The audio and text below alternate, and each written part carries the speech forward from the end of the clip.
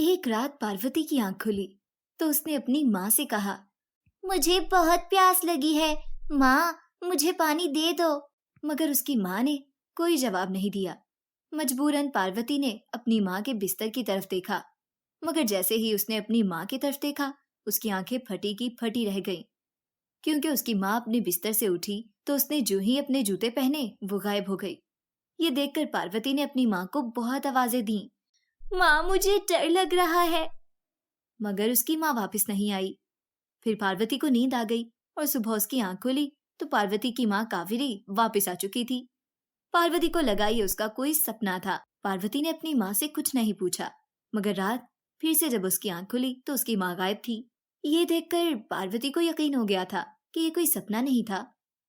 पार्वती ने सोचा कि उसे ये देखना चाहिए कि उसकी माँ वो जूते पहनकर गायब क्यों हो जाती है और उसकी माँ गायब होकर कहाँ जाती है। ये देखने के लिए पार्वती ने उस रात अपनी माँ के जूते छुपा दिए ताकि वो कहीं ना जा सके। मगर आधी रात के वक्त उसकी माँ दूसरे जूते पहनकर भी गायब हो गई। ये देखकर पार्वती बहुत परेशान हो गई, मगर वो जानती थी कि उसकी माँ जरूर किसी खतरे में थी। पार्वती ने अपनी माँ के जूते पहने और वो भी गायब हो गई। जूते पहनते ही उसे एहसास हुआ कि ये जादुई जूते थे। उसे पहनते ही वो सबकी नजरों से गायब हो गई, मगर उसे सब लोग दिखाई दे रहे थे। गायब हो जाने के बाद उसने देखा कि उसकी माँ घर से निकलकर एक जंगल की तरफ चल पड़ी। पार्वती भी उसके पीछे चल पड़ी। उसकी माँ जंगल से गुजरकर एक पहाड़ी के अंदर चली गई। अपनी माँ के अंदर जाते ही पार्वती दरवाजे से अंदर झांकने लगी ताकि जान सके कि उसकी माँ रात के इस पहर इस पहाड़ी के अंदर क्या करने गई थी।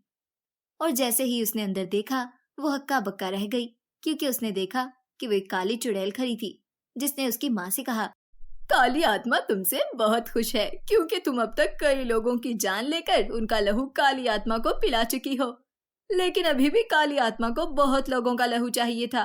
तुम आज फिर से एक आदमी का कत्ल करो और उसका लहू यहाँ ले आओ। ये कहकर उस काली चुड़ैल ने उसकी माँ को एक खंजर दिया और उसकी माँ पहाड़ी से निकलकर वापस जंगल में गई और वहाँ सोए हुए एक मुसाफिर को मार दिया और उसका लहू लेकर वापस पहाड़ी के अंदर गई और उस काली चुड़ैल को दे दिया। ये देखकर काली चुड़ैल कहने लगी, ये ले, ये तेरा ही नाम है, अब घर वापस जा और कल फिर से यहाँ आ जाना।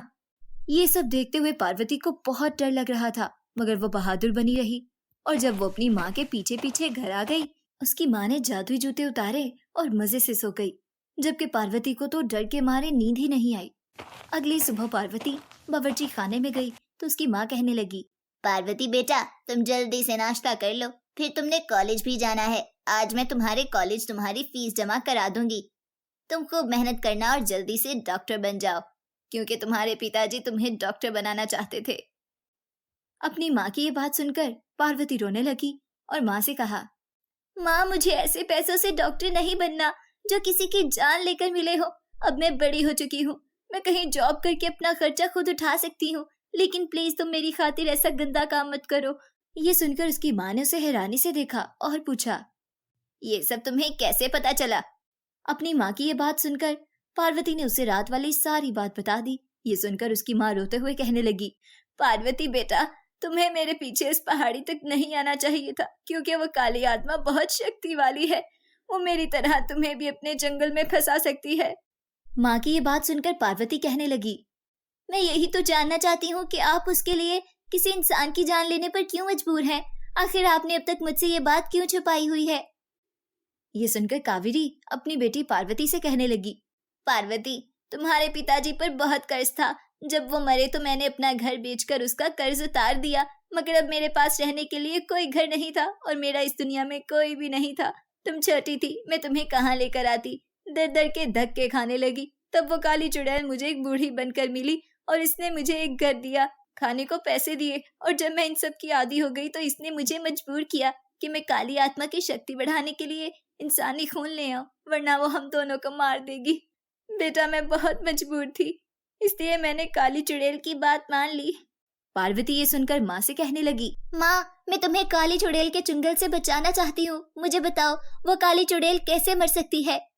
ये सुनकर कावेरी ने उसे बताया, काली चुड़ैल आग से बहुत डरती है, अगर तुम जंगल में आग लगा दो तो वो खुद ब खुद मर जाएगी। ये सुनकर पार्वती ने एक प्लान बनाया और दूसरी रात जब उसकी माँ काली चुड़ैल के पास गई तब उसने जंगल को आग लगा दी और यूं काली चुड़ैल मर गई। और काली आत्मा से उसका राब्ता खत्म हो गया और उसकी माँ कावेरी को उन दोनों से हमेशा हमेशा के लिए निजात मिल गई।